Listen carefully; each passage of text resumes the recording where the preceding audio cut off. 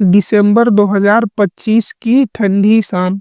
देहरादून का एक छोटा सा बाजार, जहां आमतौर पर स्टूडेंट्स और स्थानीय लोग रोजमर्रा की खरीदी के लिए आते हैं।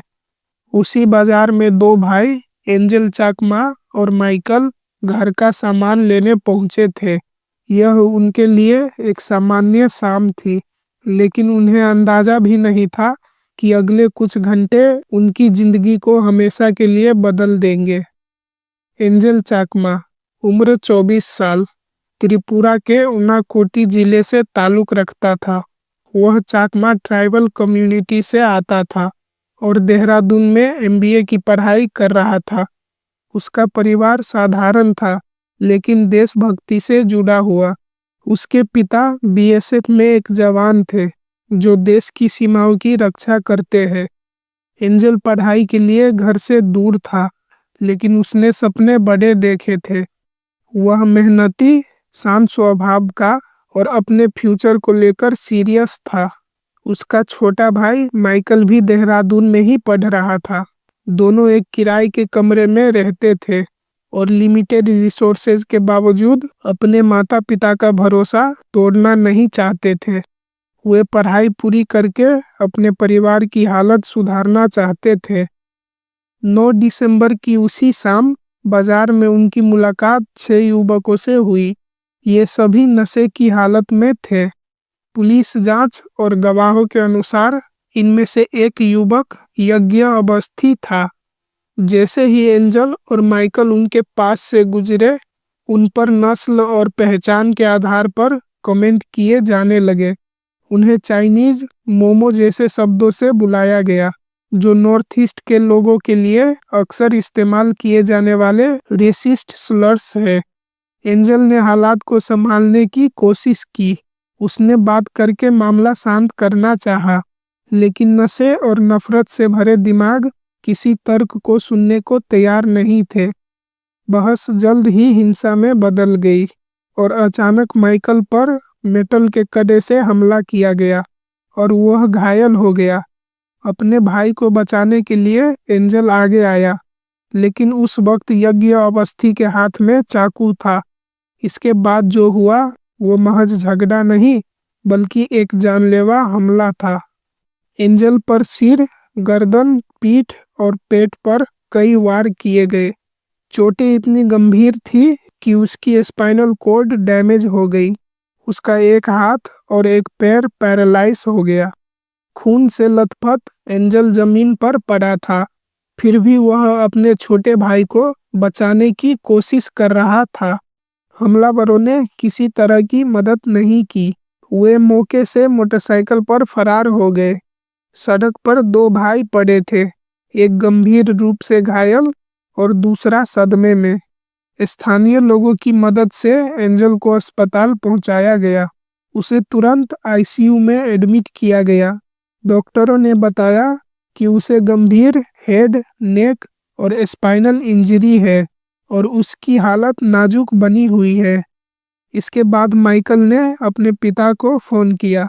बीएसएफ में तैनात पिता जैसे ही यह खबर सुनते हैं, तो वे तुरंत देहरादून के लिए रवाना हो जाते हैं। अस्पताल पहुंचकर उन्होंने अपने बेटे को मशीनों और ट्यूब के सहारे जिंदगी से लड़ते देखा। यह उनके लिए सिर्फ एक बेटे की हालत नहीं थी, यह सिस्टम की नाकामी का भी आईना था। 10 दिसंबर को पुलिस को मामले की जानकारी दी गई, लेकिन पुलिस का रवैया चौंकाने वाला था। शुरू में इसे मामूली झगड़ा बताया गया। एफआईआर दर्ज करने में 3 दिन की देरी हुई। फिर 12 दिसंबर को एफआईआर हुई और तब भी आरोपी अननोन पर्सन लिखे गए। इन 3 दिनों में आरोपी फरार होने में सफल हो गए। केवल 14 दिसंबर को, जब डॉक्टरों ने एंजल की हालत को बेहद गंभीर घोषित की, तब जाकर केस में अटेम्प्ट टू मर्डर की धारा जोड़ी गई। सीसीटीवी फुटेज और जांच के बाद 5 आरोपियों को गिरफ्तार किया गया, जिनमें 2 नाबालिग भी थे। मुखिया आरोपी यज्ञ अवस्थी नेपाल भाग गया। उसकी गिरफ्तारी के लिए पुलिस ने इनाम घोषित किया और नेपाल तक टीम भेजी गई। इस बीच एंजल आईसीयू में जीवन और मौत के बीच संघर्ष करता रहा। कभी उसकी हालत स्थिर होती तो कभी अचानक बिगड़ जाती। पैरालिसिस के कारण वह खुद से कुछ भी करने में असमर्थ हो गया था। यह मामला धीरे धीरे एक सामाजिक मुद्दा बन गया।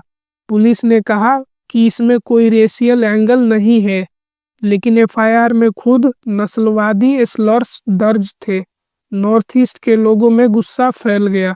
त्रिपुरा और अन्य राज्यों में प्रोटेस्ट हुए।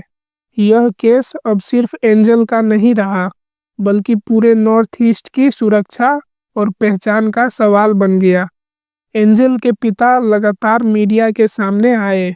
उन्होंने एफआईआर में देरी और रेशियल अब्यूज की बात रखी। उनका कहना था कि उनका बेटा उसी देश में असुरक्षित हो गया जिसकी सेवा वो खुद कर रहे थे। करीब 17 दिनों के संघर्ष के बाद 26 दिसंबर 2025 को एंजल चाकमा ने दम तोड़ दिया, उसी अस्पताल में अपने पिता की आंखों के सामने। उसकी मौत के बाद केस अटेम्प्ट टू मर्डर से मर्डर में बदल गया। एंजल का शव त्रिपुरा भेजा गया, जहां पूरे समुदाय ने नम आंखों से उसे अंतिम विदाई दी। उसकी मौत ने देश भर में एक बार फिर यह सवाल खड़ा कर दिया कि क्या भारत में नॉर्थ ईस्ट के लोग सच में सुरक्षित है। इसके बाद पॉलिटिकल रिएक्शंस आए। उत्तराखंड के मुख्यमंत्री ने परिवार से बात की और सख्त कार्रवाई का आश्वासन दिया। सोशल मीडिया पर न्याय की मांग तेज हो गई, लेकिन सवाल अब भी वही है, क्या सिस्टम समय पर जागा। एंजल चाकमा अब सिर्फ एक छात्र नहीं रहा, वह उस सिस्टमिक रेसिज्म का प्रतीक बन गया है जिसे नॉर्थ ईस्ट के लोग रोज झेलते हैं। उसकी कहानी हमें याद दिलाती है कि न्याय में देरी सिर्फ गलती नहीं, बल्कि कई बार मौत की वजह बन जाती है।